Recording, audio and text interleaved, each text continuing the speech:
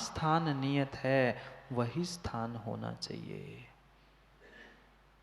मत करो अनावश्यक, मत करो मां अनावश्यक रूप से पाप। पाप तो श्रावकों का होगा, पर जितना आवश्यक है उतना सीमित करो ना, अनावश्यक क्यों?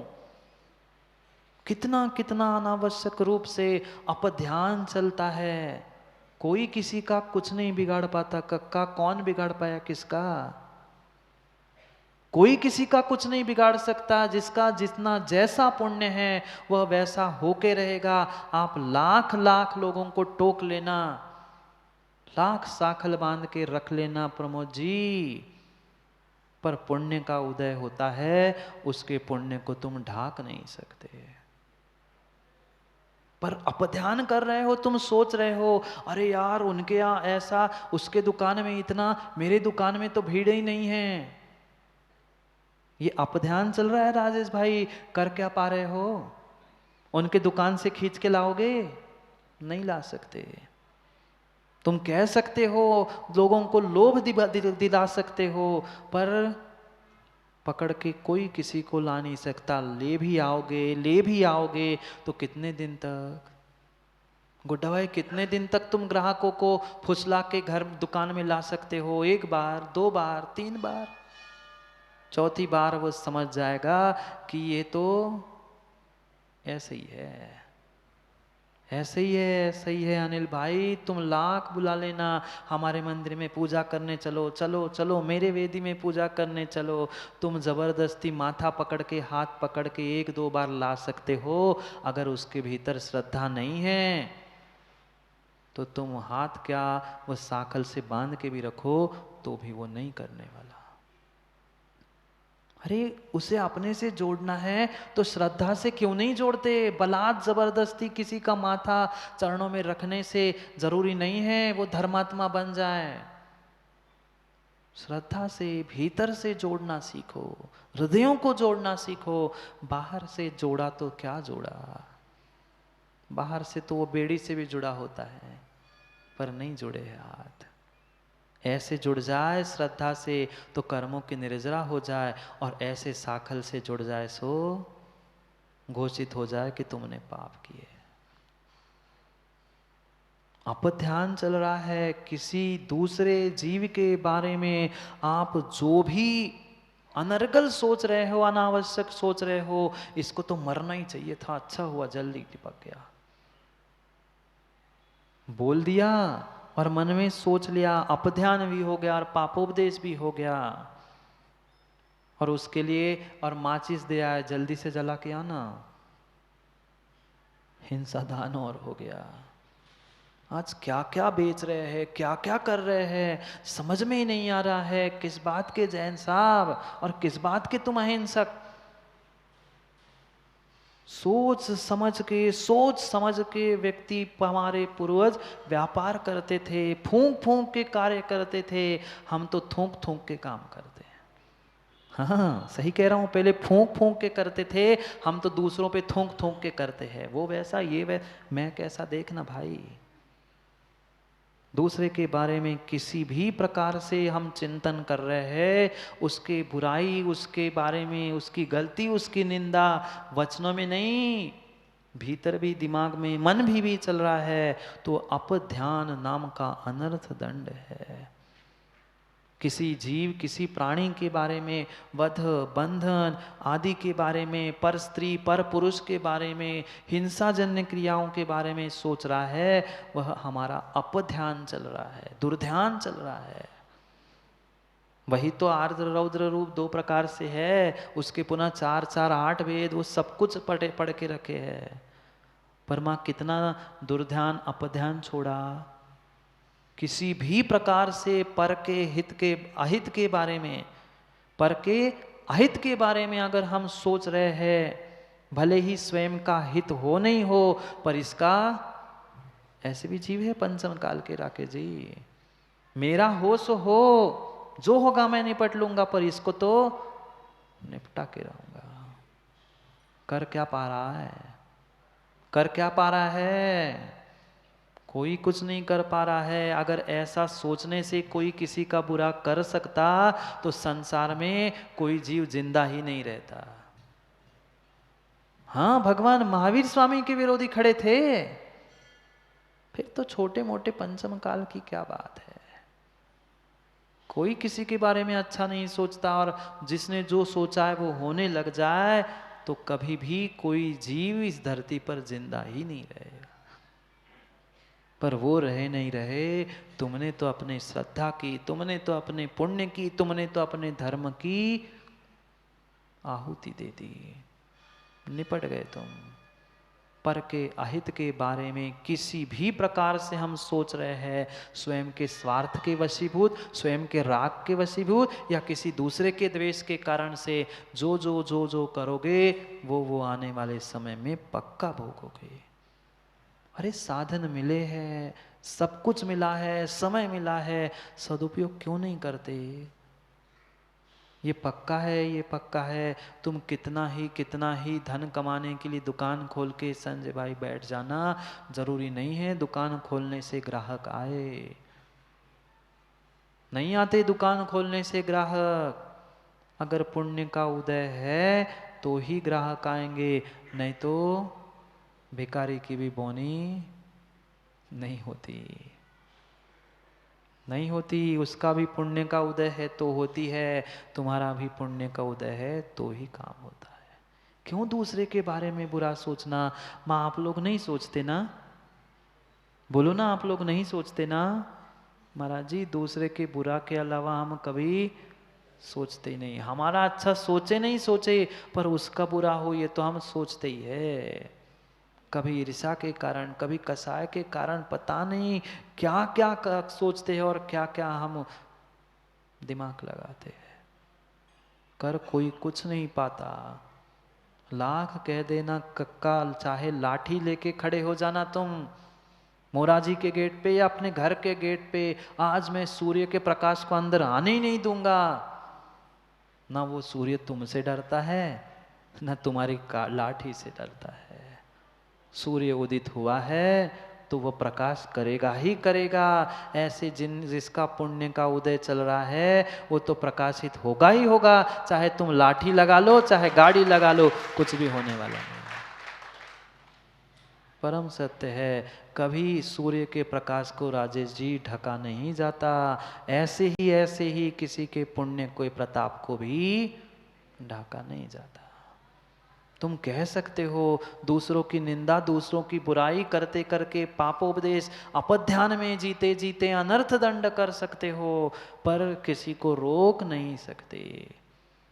जिसका जैसा कर्म का उदय है वह वैसा ही भोगेगा, पुण्य का पुण्य रूप और पाप का पाप रूप। उसने तो पुण्य को प्राप्त कर लिया, उसका तो पुण्य का उदय चल रहा है, पर तुम श्रेयांश भाई उसके बारे में सोच सोच के अपध्यान करते हुए पाप का आश्रयबंध अवश्य कर रहे हो। क्यों किसी के बारे में सोचना, क्यों पर के बारे में चिंतन करना, और क्यों दूसरे के अहित के बारे में सोचना? दूसरे के बारे में सोचो, कभी अच्छा ही सोचो ना, पर नहीं सोच पाते, नहीं सोच पाते। दूसरे की अच्छाई वही सोचता है जिसके वास्तव में सातिशय पुण्य का उदय है। साथी से कह रहा हूं, विशेष पुण्य का उदय है। सामान्य के पुण्य में, सामान्य पुण्य के उदय में ही व्यक्ति सोच पाता है, नहीं तो नहीं सोचता। पर अच्छा वही सोचता है जो पुण्यानुबंधी पुण्य, सातिशय पुण्य साथ लेके चलता है। स्वयं का निर्णय करो। कितनी कितनी अनावश्यक रूप से हम बैठे बैठे अनर्गल चर्चा करते हैं। बैठे बैठे बैठे बैठे ये मंदिर की चटाइयाँ कैसे टूटी माँ, ये पूजन के बर्तन, पूजन की टेबल, ये कुर्सियाँ अपने आप टूटी नहीं, बैठे बैठे चटाई पे चल रहा है। अब बोलने वाला कोई नहीं है, सुनने वाला कोई नहीं है, वो चटाई से ही खेल रहे हैं। पता चला 1 घंटे में 1 धागा तो निकाल ही दिया। करते करते 4 महीने में तो पूरी चटाई खोले ही के रख दी। अपने आप नहीं मंदिर की चटाई या टेबल बर्तन टूटते। ये प्रमादचर्या है, ये प्रमादचर्या है, अनर्थ दंड है, बिना प्रयोजन। अब चटाई खेल रहे, काम नहीं है तो लोगों ने कहा नाखून घिसते रहो, बाल काले रहेंगे। जिनके नाखून नहीं है क्या उनके बाल नहीं है? सोचो, कह रहे काम नहीं है नाखून घिसो। भाई कुछ तो है, पर उसे घिसने से जरूरी नहीं है तुम्हारे बाल काले बने रहे, है क्या? नहीं है। ये अनर्थ दंड चल रहा है, अनावश्यक रूप से प्रमादचर्या चल रही है। कुशलेषु अनादरा प्रमादा, कुशल क्रियाओं में जो अनादर चल रहा है वह हमारा प्रमाद है। बैठे हैं जिनवाणी सुन रहे हैं, पर अब मन नहीं लग रहा है, कभी इधर लुढ़के कभी उधर लुढ़के, कभी तालियां बजाने लग गए, कभी हाथ ही मलने लग गए, कभी जमाई लेने लगे, कभी टिक के बैठ गए। ये प्रमाद है। कुशल क्रियाओं में जो जो अनादर कर रहे हैं वह हमारा प्रमाद है। चैन नहीं पड़ती, क्या करे, इतना इतना इतना जीवों के भीतर कर्तृत्व भाव भरा बैठा है कि जमीन पे भी बैठे, ठीक है चटाई की मना के दे, हम जमीन पे बैठे, जमीन को ही कुरेदने लग गए। देखो तुम गड्ढे मंदिर में ऐसे नहीं पड़ते, बैठे बैठे जमीन कुरेद रहे हैं, कोई काम नहीं है। दिमाग में किसी के बारे में सोच रहे हैं, उसका ऐसा करेंगे, और जितनी गुस्सा दिमाग में आ रही है उसके बारे में कसा है, उतनी जोर जोर से इधर गड्ढे हो रहे हैं। हाँ परम सत्य है, परम सत्य है, यही कह रहे हैं। ये प्रमादचर्या है माँ, प्रमादचर्या है, छोड़ दो भूमि को खोदना अनावश्यक रूप से। माँ क्या आलोचना पाठ नहीं पढ़ा? आलोचना पाठ में तो कई बार पढ़ा कि हमने भूमि खोदी, पवन बिल्योलो, अग्नि में, सब कुछ पढ़ लिया, पर शाम को पढ़ लिया और सुबह फिर से वही। फिर शाम को कर रहे हैं ना महाराज जी आलोचना, पहले गड्ढा करो और फिर लेवल करो। भाई गड्ढा ही मत करो ना, लेवल करने की जरूरत ही क्या है? जितना खोदोगे उतना माल भी भरना पड़ेगा, जितना पाप का गड्ढा खोदोगे उतना पुण्य भी उसमें भरना पड़ेगा, तब लेवल हो पाएगी, नहीं तो नहीं हो रही लेवल। कितना कितना कितना अनावश्यक रूप से पानी फैला दिया। माँ आप लोग नहीं फैलाते ना? एक लोटे में अगर वह काम हो रहा है तो पता नहीं भानु घंटों घंटों शॉवर के नीचे नहा रहा है, मजा आ रही है, चालू है इधर शावर, वह बरस रहा है वो पानी, 2 घंटे चल रहा है, नहा रहा है। कितने नाली में कितने जीवों को बहाया, पानी बह गया, वह कितने कृमि, कितने छोटे जीवों का हमने अनर्थ रूप से। आवश्यकता थी श्रावकों के लिए, शरीर की शुद्धि के लिए नहाने की आवश्यकता है, पर 2 घंटे नहीं, 2-4 लोटे से भी नहाया जा सकता है, पर क्या करे, अब बैठे घंटों घंटों उस स्विमिंग पूल में और टब बाथ टब में। नहीं, मैं बंद नहीं करा रहा हूँ संजय भाई तुम्हारी, पर जब भी डुबकी लगाओ तब सोच लेना मैं क्या कर रहा हूँ। 2 बाल्टी 1 बाल्टी में काम हो रहा था, अब वो इतना बड़ा बाथ टब है, बैठे उसमें घिस रहे हैं, उसी गंदे पानी में बैठे बैठे सब क्या पता क्या करते। ये अनर्थ दंड है। अनावश्यक रूप से हम जो पानी का छान के भरा था ना टैंक में और उस टब में छान के भरा था, प्रासुक करके भरा था, नहीं, छान के भी भरा तो 48 मिनट बाद उसकी मर्यादा समाप्त हुई थी, तुम तो 2 घंटे से लौट रहे। हंस रहे हो आप लोग? अरे भैंस थोड़ी कह रहा हूं मैं, वो तो कीचड़ में लौटती है, तुम टब में लौट रहे हो। अंतर इतना है वो सबके सामने बुना विवेक के सही भी लौटती है और आप दरवाजा बंद करके लौटते हो, अंतर इतना ही सही है। उसको अनर्थ दंड नहीं कहा, पर तुम्हारा अनर्थ दंड है, अनावश्यक रूप से तुम्हारा वह प्रमाद रूप चर्या चल रही है। आवश्यकता नहीं है फिर भी अग्नि जल रही, फिर भी पंखा जल रहे।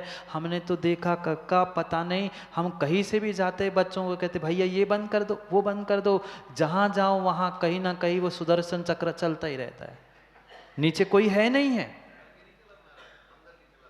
हाँ, मंदिर की खुर्ची खाली पड़ी है, उस खुर्ची को सुखा रहे, पता नहीं क्या सुखा रहे।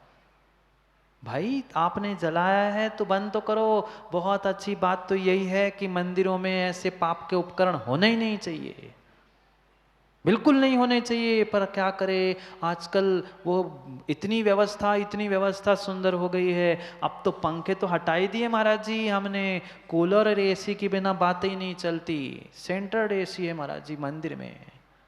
क्या कर रहे हैं, भोग भोगने जा रहे हैं कि भगवान के दर्शन करने जा रहे हैं?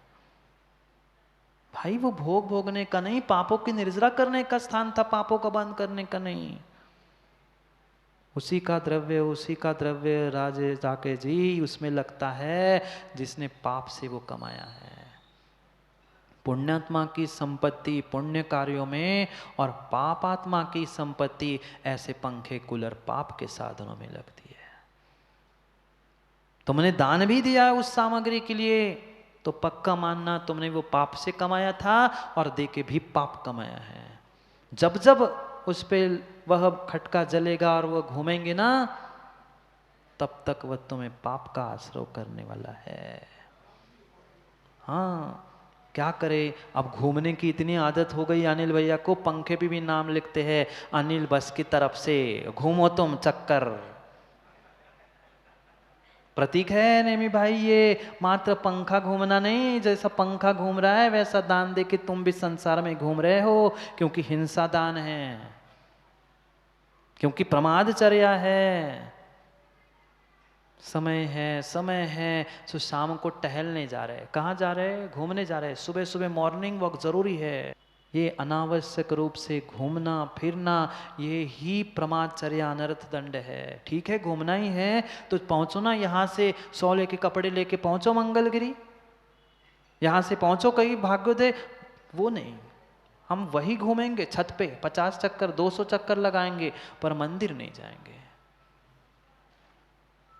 ये प्रमाद है, अप्रमादचर्या है। घूम रहे बेचारे आंखों की ज्योति बढ़ाने के लिए, दूसरों की ज्योति मिटाने के लिए घास पे घूम रहे सुबह सुबह। देखता हूं सुबह जंगल जाता हूं दाऊ, वो लोग वहां परिक्रमा लगा रहे भाई। कहाँ? उदासीन आश्रम के पीछे उस खेतों की तो परिक्रमा लगा रहे। उतनी परिक्रमा भगवान की वेदी की और मंदिर की लगाते तो बेटा पाप की निर्जरा होती, वहां क्या पाप कमा रहे हैं। क्या करे, भ्रमण मार्ग बनाए जगह जगह पे सुंदरता के लिए, भूल रहे हैं तुम सुंदरता के पीछे पाप का आश्रय कर रहे हो। अरे घूमना ही था, परिक्रमा ही लगानी थी, मां भगवान को 108 परिक्रमा रोज लगाने का नियम लो ना। कैसे बीपी डायबिटीज बढ़ता है तुम्हारा, दोनों काम हो जाएंगे एक में। पर ये दृष्टि कहाँ है? चक्कर काट रहे उसके, खेतों के रास्ते पे घूम रहे हैं, टहलने जा रहे हैं, और सीधे सीधे थोड़ी जाते हैं। जाते तो हाथ में एकाध लकड़ी चाहिए, डंडी चाहिए कुछ, कहीं इधर मारो कभी इसको मारो कभी इसको धक्का दो। ये प्रमादचर्या है।